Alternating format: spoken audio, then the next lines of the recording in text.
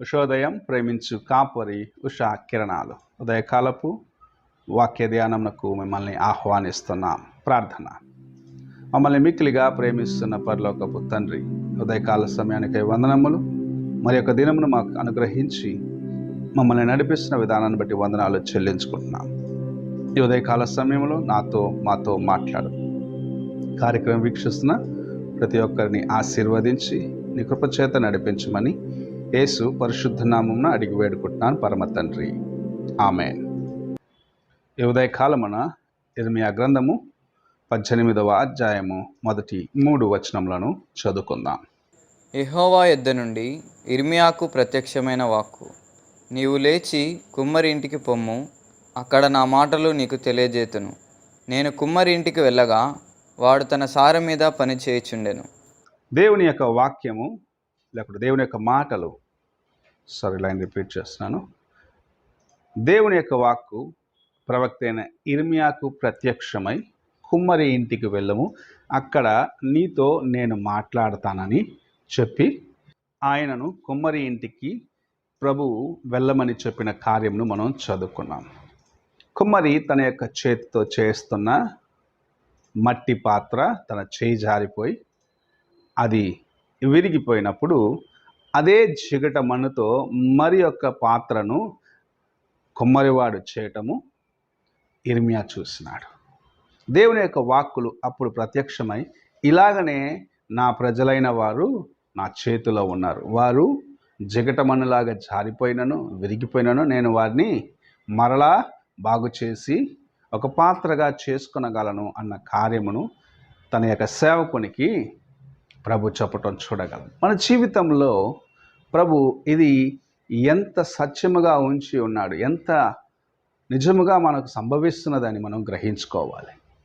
ఎన్నోసార్లు నా జీవితం ఇంకా ఇంతే అనుకున్న స్థితిలో నుండి నాకు సహాయము చేసేవారు లేరు, నా జీవితము వ్యర్థము, నేను ఎవ్వరికి ప్రయోజనకరంగా లేను అనుకున్న స్థితిలో ప్రభువు నిన్ను బలపరిచి నీకు తన కృపనిచ్చి నీ జీవితమును మార్చి నిన్ను ఆశీర్వదించిన కార్యమును నీవు జ్ఞాపకం చేసుకోవాలి. నీవు ఆయన చేతిలో ఉన్న జిగటమన్నువు అనేది ఎన్నడూ మర్చిపోరాని ఒక విషయముగా ఉన్నది. నిన్ను ఎలాగ మలుచుకోవాలనో ఆయన ఎరిగి ఉన్నాడు. ఆయన కుమ్మరి, ఆయన పరమ కుమ్మరి. నీ జీవితాన్ని మలిచే వాడుగా ఆయన ఉన్నాడు, నిన్ను బాగు చేసేవాడిగా ఆయన ఉన్నాడు. నీవు వ్యర్థమైపోయింది నా జీవితం అనుకుంటే నేను మరలా ఒక కొత్త పాత్రగా ఆయన చేయగలడు. అయితే ఆయన ఎదురు చూసేది నీవు ఆయన చేతిలో ఉన్న జిగటమనులాగా ఉండేదానికి సిద్ధపడాలని. నేను నా ప్రభువు చేతిలో ఉన్నంత వరకు నాకు ఆశీర్వాదం, నేను నా ప్రభువుతో ఉన్నంత వరకు నాకు తన యొక్క కృప దొరుకుతున్నదని నీవు గ్రహించుకున్నట్లయితే నీ జీవితమును ప్రభు బాగు చేయగలడు. నీవు ఎటువంటి స్థితికి వెళ్ళిపోయినను సరే, ఎంత లోతుకు నీవు దిగిపోయినను సరే, నిన్ను ఆ బలహీనత నుంచి బయటకు తీసి నీ జీవితమును మార్చి నేనొక నూతన వ్యక్తిగా చేయగలడు. నీ జీవితంలో ప్రభు తన కృపనివ్వగలడు.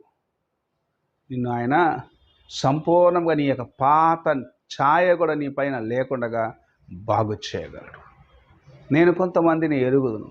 ఒకప్పుడు భయంకరమైన తాగుబోతులు, తాగి ఎక్కడంటే అక్కడ పడిపోయేవారు. అలాంటి వారిని ప్రభు మార్చిన తర్వాత, వారి జీవితంలో ప్రభు వారికి రక్షణ ఇచ్చిన తర్వాత, వారిని మార్చిన తర్వాత వారిలో ఉన్న మార్పును చూస్తే ఊహించలేనిది. వీరేనా అనే ఒక ప్రశ్న ఉండేది. అంతగా వారి జీవితాన్ని ప్రభు మార్చినాడు.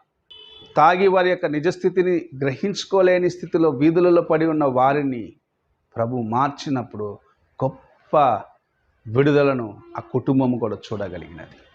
ఆ కుటుంబంలో ఒక ఆశీర్వాదం వచ్చినది. ఆ కుటుంబంలో దేవుని యొక్క కృపను చూడగలిగిన. నిన్ను కూడా ప్రభు ఇలా చేస్తాడు. నిన్ను కూడా ప్రభు ఇలాగూ ఆశీర్వదిస్తాడు.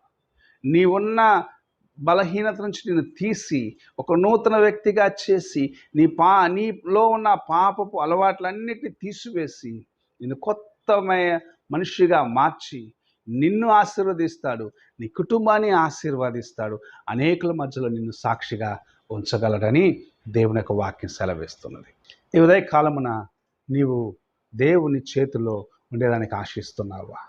ఆయన చేతిలో నీవు ఉన్నట్లయితే, ఆయనకు సరిపోయిన జీవితాన్ని కలిగి ఉండేదానికి నీవు ప్రయత్నించినట్లయితే, నీవు ఎటువంటి స్థితిలో ఉన్నప్పటికీ, ఎలాంటి స్థితిలో నీ జీవితం ఉన్నప్పటికీ నిన్ను ఆయన కొత్త వ్యక్తిగా మార్చగలడు. నూతనమైన కార్యం నీ జీవితంలో చేయగలడు. నూతనమైన వ్యక్తిగా నిన్ను మార్చగలడు. నిన్ను ఆశీర్వదించి అనేకులకు ప్రయోజనకరంగా చేయగలడు.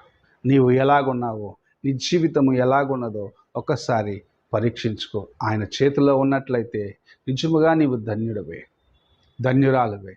ఆయన చేతిలో లేకపోతే ఈ దినమైన ఆయన చేతి కింద ఉండేదానికి తగిన వ్యక్తిగా నీ జీవితంను నువ్వు మార్చుకోవాలని ప్రభు ఆశిస్తూ నీతో మాట్లాడుచు ఉన్నాడు. ప్రార్థన చేసుకుందాం. పరిశుద్ధుడు అయిన యేసయ్య, ఉదయకాల సమయానికై వందనములు.